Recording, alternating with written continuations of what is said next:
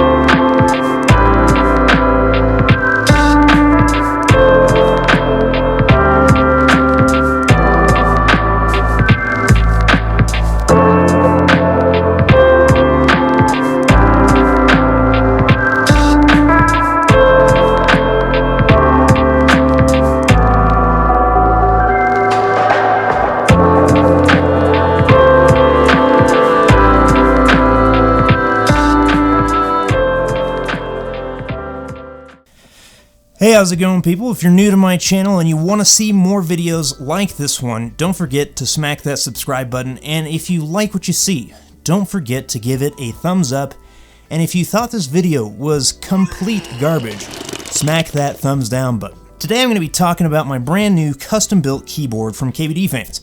This is a 65% build featuring an aluminum low profile case, a soldered PCB, brass plate, Holy Panda switches, soldered in-switch LEDs, screw-in gold-plated stabs, and PG PBT fighter keycaps. The switches themselves have been lubed with Krytox 205 Grade 0, and for the sake of sound comparison, I have filmed a couple switches and left some switches unlubed. This is a build that I took a lot of joy in building. I'm quite fond of soldering, and I will jump at any project that involves soldering. I also took the time to solder in 3mm 11-color LEDs in each of the switches. I would like to demonstrate those in action, but as a QMK noob, I have not figured out how to program them. Okay, let's get to the part you have all been waiting for, the sound test.